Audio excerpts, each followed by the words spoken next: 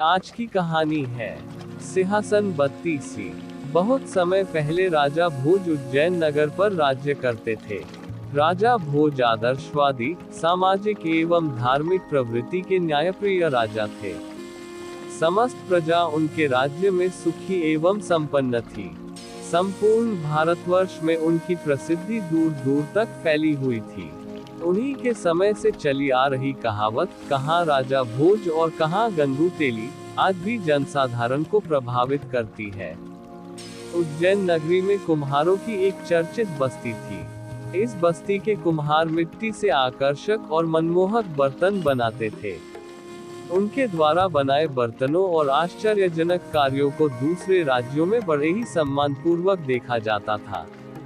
यही कारण था कि इस बस्ती के सभी कुम्हार संपन्न और सम्मानित थे।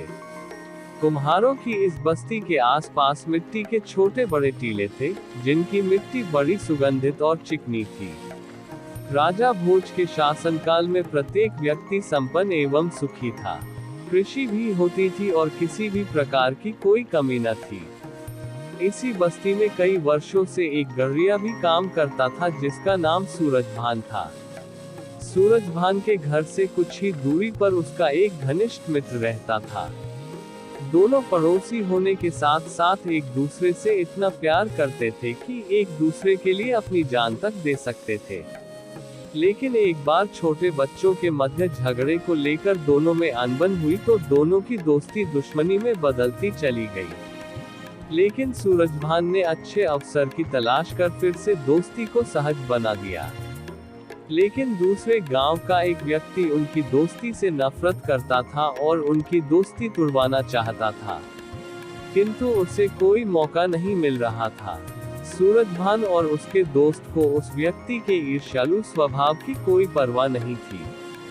वे दोनों 10-10 आदमियों पर भारी पड़ सकते थे। दोनों बड़े आराम से गांव के आसपास के क्षेत्र के लोगों के पशुओं को चराया करते थे।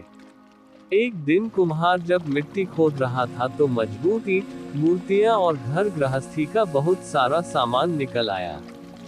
समस्त राज्य में यही चर्चा थी कि कभी वहां किसी राजा का दरबार था। वह महल भयानक भूकंप के कारण देखते ही देखते तबाह हो गया। धीरे धीरे इस मिट्टी के ऊंचे टीले पर कुम्हारों ने अपनी बस्ती बना ली। इसका मुख्य कारण यहाँ की चिकनी और लोचेदार मिट्टी थी। सूरजभान का एक लड़का था, जिसका नाम चंद्रभान था। चंद्रभान भी सामाजिकता में अपने पिता के पद चिन्हों पर ही चल रहा था। वह भी अपने पिता की तरह लोगों की भलाई करता था और सभी से मैत्रीपूर्ण व्यवहार करता था।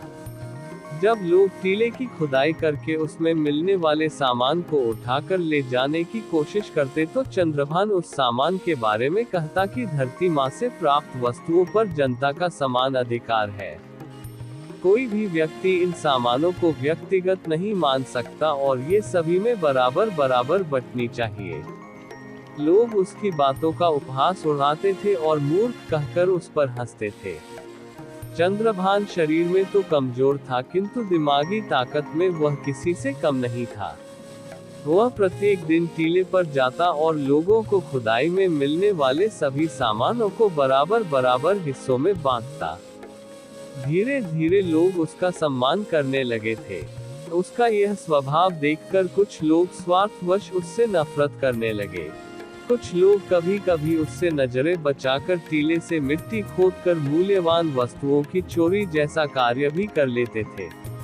मगर सबसे बड़ी आश्चर्य की बात यह होती थी कि जब चंद्रभान को चोरी से खुदाई करने वाले लोगों का पता चलता तो वह उन लोगों से सामान वापस लेकर सामान का पुनः बंटवारा कर देता था। धीरे धीरे चंद्रभान के इस तरीके की चर्चा पूरे राज्य में फैलने लगी कि चंद्रभान एक न्यायप्रिय वाला लड़का है। गांव के समस्त लोगों ने उसको अधिक सम्मान देना शुरू कर दिया। चंद्रभान की सभी बातें ज्ञान ध्यान की होती थीं। वह लोगों को टीले पर एकत्रित कर लेता और उन्हें ज्ञान ध्यान की बातें बताता था। सभी लोग ध्यान लगाकर उसकी बातों को सुना करते थे।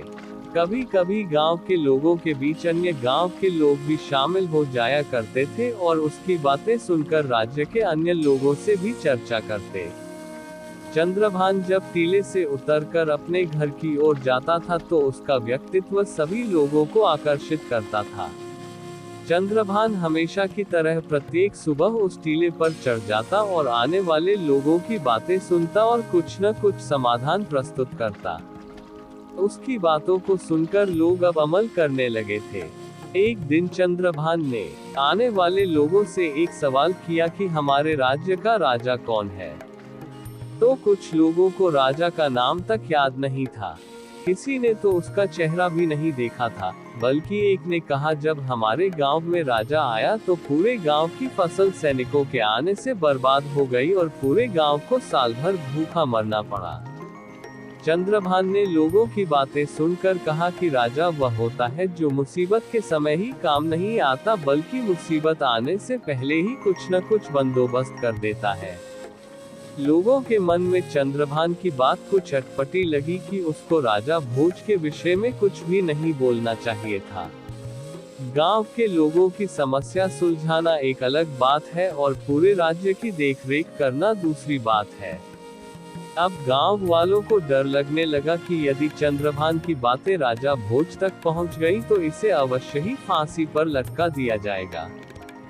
गांव के सभी लोगों के चेहरों का रंग उड़ चुका था। वे सभी सोच रहे थे कि अगर किसी ने इस बात को सुन लिया और जाकर राजा से शिकायत कर दी तो चंद्रभान के साथ साथ गांव के सभी लोग भी राजा का अपमान करने के मुजरिम माने जाएंगे, क्योंकि सभी गांव वाले भी अपने राजा के विरुद्ध उसकी बातें सुन रहे थे। बस्ती वालों के दिल में डर बढ़ता चला जा रहा था। एक एक करके सभी बस्ती वाले धीरे धीरे उसकी चौपाल में कम जाने लगे। जब उसको एहसास हुआ कि अब बहुत कम लोग उसकी बातें सुनने आते हैं तो उसने टीले पर जाना कम कर दिया। जब उसने गांव वालों से टीले पर न आने का कारण पूछा तो लोगों ने कहा कि अगर तुम्हारी बातें किसी भेदिये ने सुन ली होती तो राजा के सिपाही तुम्हें पकड़कर ले जा चुके होते और साथ में हमें भी तुम्हारे जुर्म की सजा भुगतनी पड़ती। चंद्रभान ने गांव वालों को आश्चर्य से देखा, जैसे कि सभी लोग झूठ बोल रहे हों। उसने कहा कि मैंने किसी व्यक्ति विशेष के विषय में कुछ भी नहीं कहा, बल्कि मैंने तो सामान्य बात कही कि एक राजा को कैसा होना चाहिए और वो किसी भी देश का हो सकता है। यदि मेरे जैसे सामान्य व्यक्ति के अनुसार अगर हमारा राजा भी उन विषयों का पालन नहीं करता तो तब भी मैं अपनी बात पर अटल हूँ। धीरे धीरे यह बात पूरे राज्य में चर्चा का विषय बन गई। गांव वालों में जो बातें हो रही थी उसकी सुगबुगाहट दूसरे गांव के उस व्यक्ति तक पहुंची जो सूरजभान से ईर्ष्या करता था। उसने विचार किया, यह मौका अच्छा हाथ लगा है। उसने गांव के अन्य लोगों से भी इस विषय में पूछताछ की। उसने सोचा कि सूरजभान से बदला लेने का इससे अच्छा अवसर और कोई नहीं हो सकता है। अगले दिन उसने सारा काम छोड़कर दोपहर के समय चंद्रभान को टीले पर बैठे हुए देखा। वह टीले पर गांव वालों से बात कर रहा था। उसने देखा कि चंद्रभान दो लोगों के आपसी झगड़े निपटा रहा था। दोनों का झगड़ा एक बकरी को लेकर था। उस बकरी पर दो लोग अपना अपना अधिकार जमाने का प्रयास कर रहे थे। चंद्रभान टीले पर बैठे बैठे ही उनकी समस्या सुन रहा था। व्यक्तियों की समस्या हल करते हुए उसने ऐसा न्याय किया जिसे देख सुनकर लोग चकित हो गए। उनमें से एक व्यक्ति खुशी खुशी अपनी बकरी लेकर चला गया और दूसरा व्यक्ति चंद्रभान के न्याय से संतुष्ट था। यह एक उलझा हुआ मामला था। गांव वालों में किसी का भी दिमाग काम नहीं कर रहा था, लेकिन चंद्रभान ने असली दावेदार को आसानी से पहचान लिया। उसने अगले दिन पड़ोसियों के बीच एक बच्चे को लेकर हुए विवाद को निपटाते देखा। उस दिन भी चंद्रभान के न्याय की तारीफ सभी गांव वाले कर रहे थे। जब कुछ ही दिनों में चंद्रभान का नाम दूर दूर तक फैला तो उससे ईर्ष्या करने वाला दूसरे गांव का व्यक्ति और अधिक परेशान हो उठा कि चंद्रभान की चर्चा दूर दूर तक फैल चुकी थी।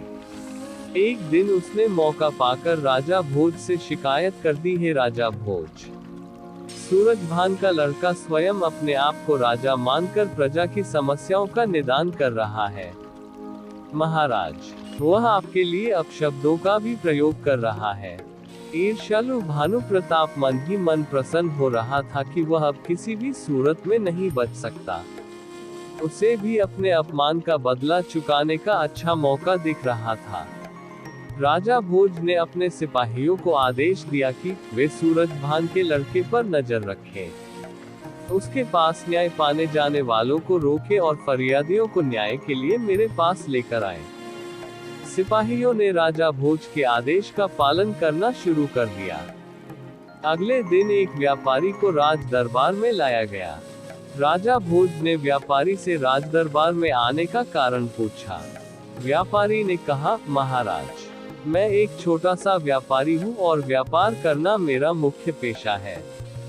नगर से बाहर जाते समय मैंने अपने व्यापारी मित्र के पास कुछ बहुमूल्य वस्तुएं बतौर अमानत रखी थी, ताकि जब मैं लौटकर आऊं तो मेरी बहुमूल्य वस्तुएं सुरक्षित वापस मिल सके। जब मैंने व्यापारी मित्र से वे बहुमूल्य वस्तुएं मांगी तो उसने देने से इनकार कर दिया। इसलिए हम दोनों का आपस में झगड़ा हो गया है। महाराज, मुझे मेरी वस्तुएं वापस दिला दीजिए। मेरे साथ न्याय कीजिए महाराज, यही वस्तुएं परिवार का एकमात्र सहारा है। राजा ने व्यापारी द्वारा लगाए गए आरोप के बारे में उसके व्यापारी मित्र से पूछा तो व्यापारी मित्र ने कहा कि यह बात तो सत्य है कि व्यापार के लिए जाते समय यह अपनी बहुमूल्य वस्तुएं मेरे पास रख गया था। इसने मुझसे वायदा किया था कि वह 6 महीने बाद लौटकर अपनी वस्तुएं वापस ले लेगा।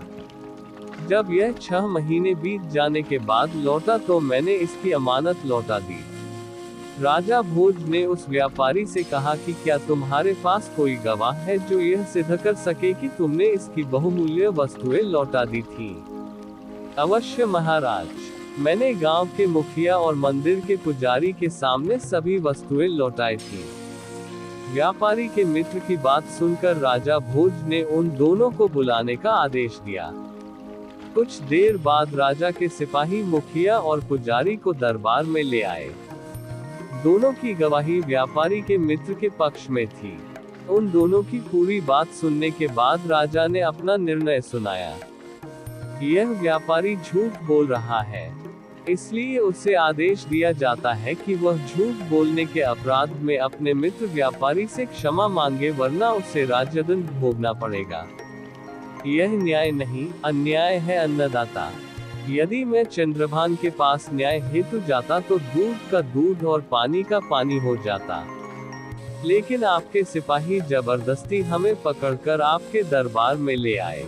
व्यापारी ने रोते हुए कहा।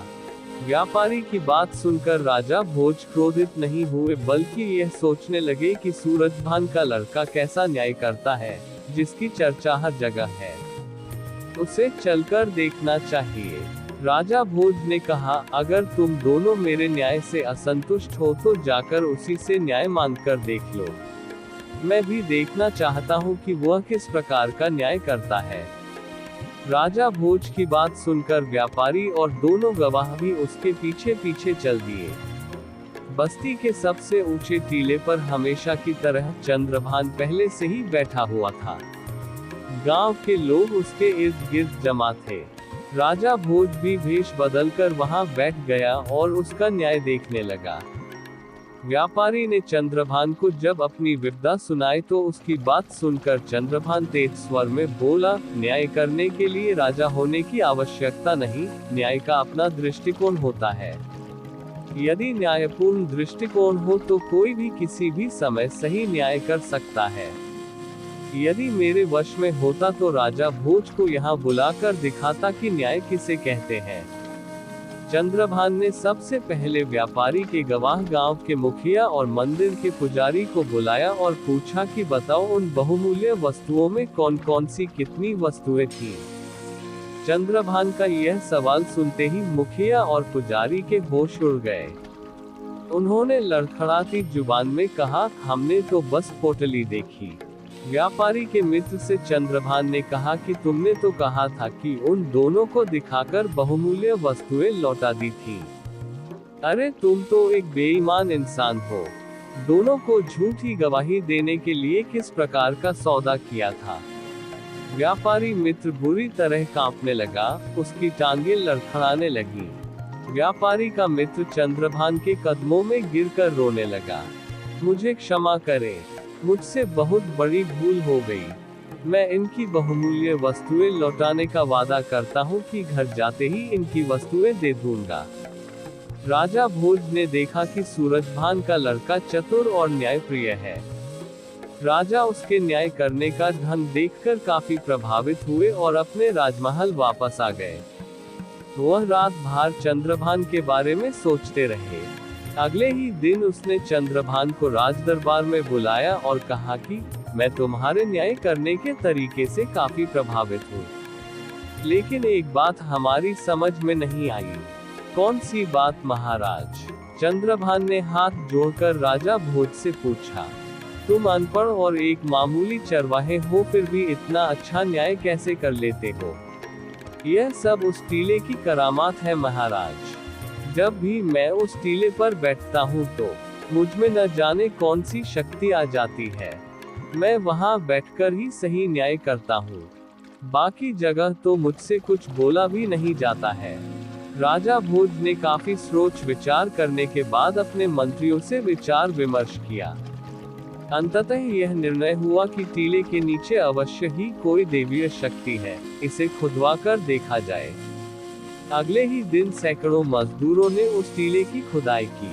बहुत गहराई तक खुदाई करने के मजदूरों को एक राज सिंहासन मिला। राजा भोज ने देखा तो सिंहासन की चमक से उसकी आंखें चौंधिया गईं।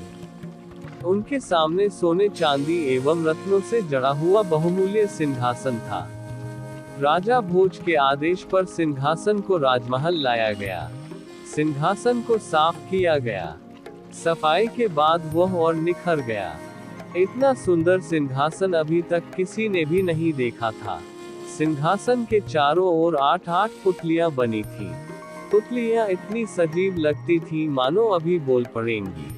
राजा भोज ने इस सिंहासन पर बैठने के लिए एक दिन निश्चित किया और उस दिन दरबार में जश्न का सा माहौल बना हुआ था।